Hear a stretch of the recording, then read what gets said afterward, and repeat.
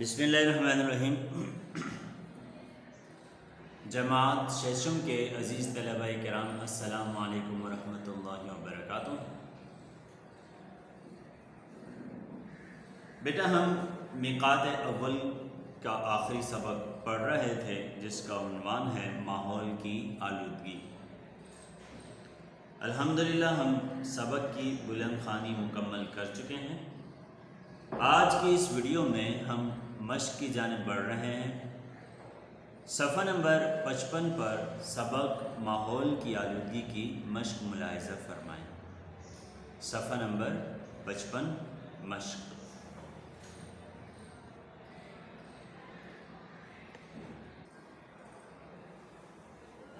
جی بیٹا، صفحہ نمبر 55 مشق کے تحت دیا گیا سوال نمبر 1 آپ کے سامنے ہے۔ سوال نمبر 1 کے تحت 7 اجزاء دیے گئے ہیں جن کے آپ نے جوابات تحریر کرنے ہیں۔ میں آپ کو سوالات کے جوابات بتا رہا ہوں، آپ غور سے سماعت فرما لیں اور انہیں اپنی کاپی میں تحریر کر لیجئے۔ پہلا سوال دیکھیے بیٹا، پہلا سوال ہے ماحول کسے کہتے ہیں؟ ماحول کسے کہتے ہیں؟ تو اس کا جواب سن لیجئے۔ ہمارا ارد گرد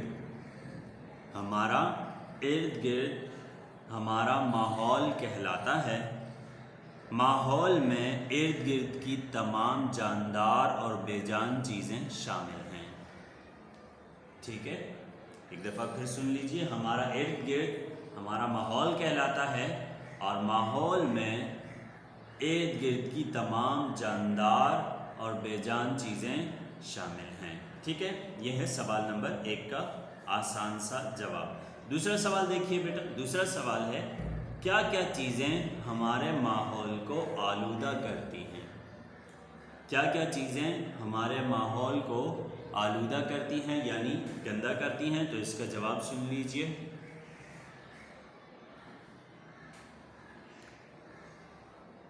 دھواں، غلیظ پانی، کچرا اور شور۔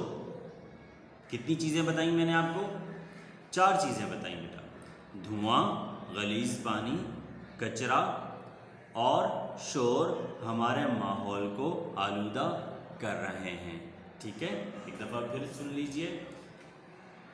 دھواں، غلیظ پانی اور کچرا اور شور ہمارے ماحول کو آلودہ کر رہے ہیں۔ ٹھیک ہے، سوال نمبر 3 دیکھیے بیٹا۔ سوال نمبر 3 ہے ماحول کی آلودگی سے بچنے کے لیے ہمیں کیا تدابیر اختیار کرنا چاہیے؟ تو بیٹا ماحول کی آلودگی سے بچنے کے لیے ہمیں دھوئیں والی گاڑیوں پر پابندی لگانی چاہیے۔ ماحول کی آلودگی سے بچنے کے لیے ہمیں دھواں پیدا کرنے والی گاڑیوں پر پابندی لگانی چاہیے۔ اسی طرح ہمیں زیادہ سے زیادہ درخت اگانے چاہیے یعنی شجرکاری کا اہتمام کرنا چاہیے۔ اپنے پینے کے پانی کو صاف رکھا جائے۔ اسی طرح شور جو کہ ماحول کو آلودہ کرنے کا بنیادی سبب ہے اس پر قابو پایا جائے۔ ٹھیک ہے بیٹا، یہ کچھ تدابیر ہیں جو میں نے آپ کو بیان کر دی ہیں، آپ اپنے طور پر انہیں تحریر کر سکتے ہیں انشاءاللہ۔ ٹھیک ہے بیٹا،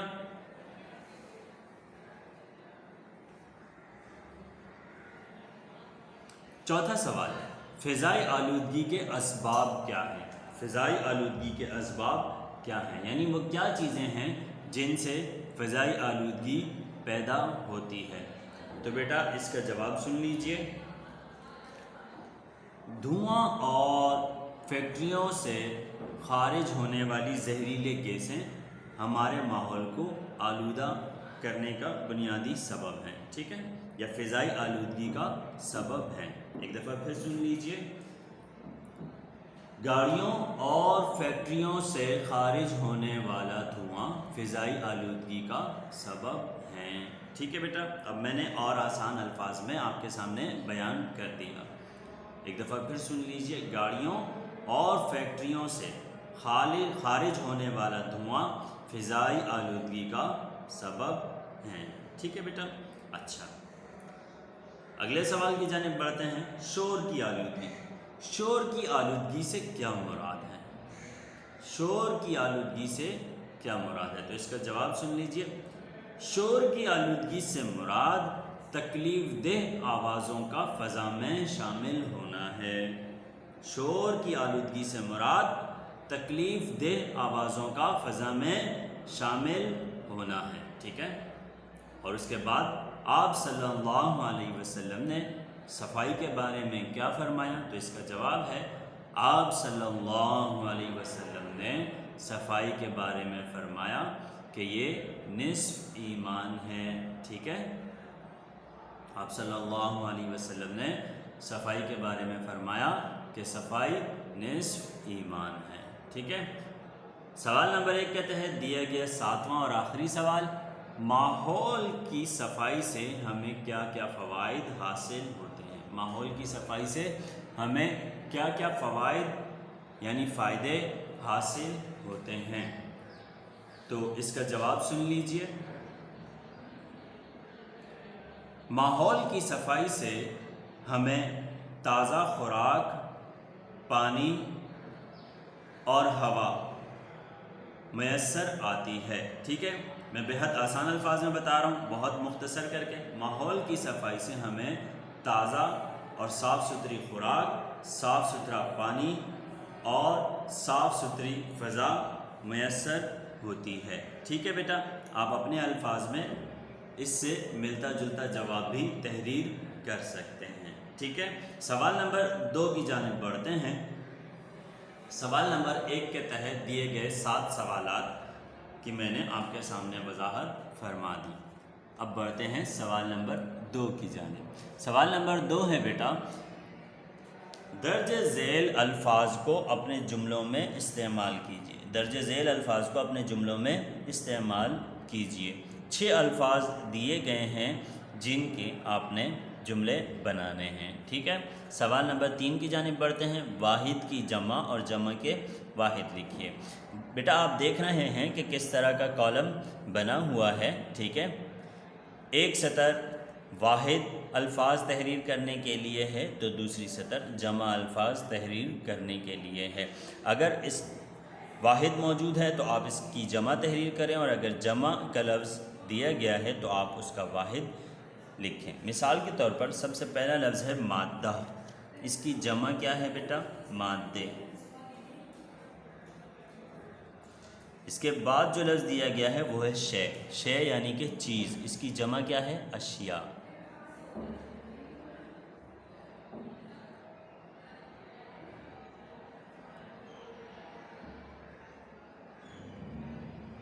شے کی جمع اشیاء۔ ٹھیک ہے، مسائل جمع ہے، اس کا واحد تحریر کرنا ہے مسئلہ۔ ٹھیک ہے، جنگلات جمع ہے، اس کا واحد تحریر کرنا ہے جنگل۔ مخلوق واحد ہے، اس کی جمع مخلوقات۔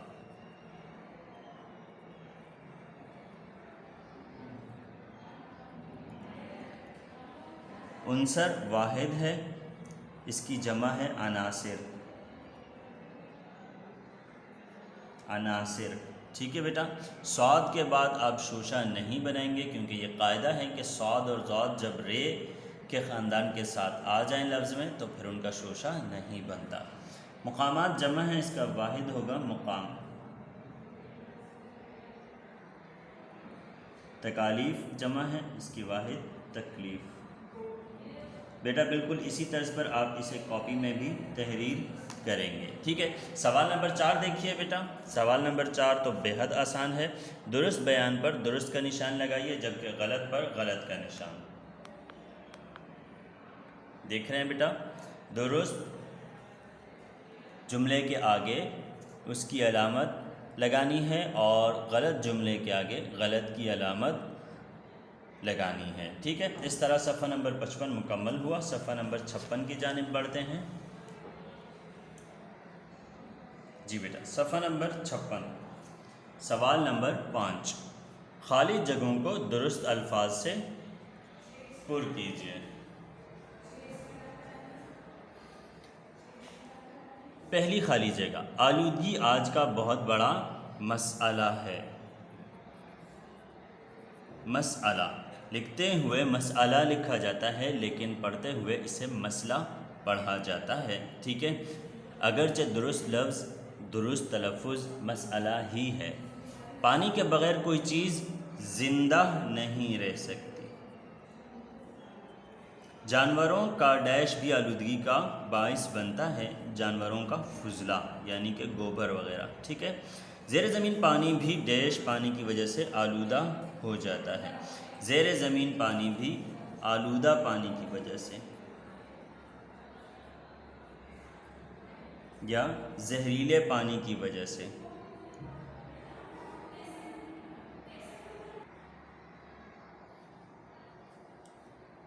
پانچویں خالی جگہ، نبی کریم صلی اللہ علیہ وسلم کے فرمان کے مطابق صفائی ڈیش ایمان ہے، صفائی نصف ایمان ہے، نصف یعنی کہ آدھا ایمان ہے، ٹھیک ہے بیٹا۔ اس طرح مشق کے 5 سوالات کے جوابات تکمیل کو پہنچے۔ سوال نمبر 6 اور اس سے پہلے قواعد کا کچھ کام، یہ آپ کے نصاب میں فی الحال شامل نہیں کیا جا رہا۔ دراصل میں نے آپ کو خوب اچھی طرح وضاحت کر دی تھی کہ چونکہ نصاب میں اختصار کو ملحوظ رکھا جا رہا ہے، اس لیے قواعد کا کام فی الحال آپ کے نصاب سے حذف کیا جا رہا ہے۔ اس طرح 5 سوالات پر مشتمل یہ مشق تکمیل کو پہنچی۔ آپ اسی طرز پر کاپی میں تحریر کر لیں گے، انشاءاللہ۔ مشق مختصر ہے بیٹا، چونکہ اس سبق اور اس مشق کے ساتھ ہی الحمدللہ ثم الحمدللہ ہمارا میقات اول کا نصاب تکمیل کو پہنچا۔ انشاءاللہ آج یا کل میں ہی آپ کو اس کی PDF فائل دے دی جائے گی اور آپ اس میں سے دیکھ کر کام تحریر کر سکتے ہیں، اور اللہ نے چاہا تو جلد ہی اسکول کھلنے والے ہیں۔ کوشش کیجئے گا بیٹا کہ آپ سے جب ملاقات ہو تو آپ کا کام مکمل ہو، ٹھیک ہے بیٹا۔ اپنی دعاؤں میں یاد رکھیے گا۔ السلام علیکم ورحمۃ اللہ وبرکاتہ۔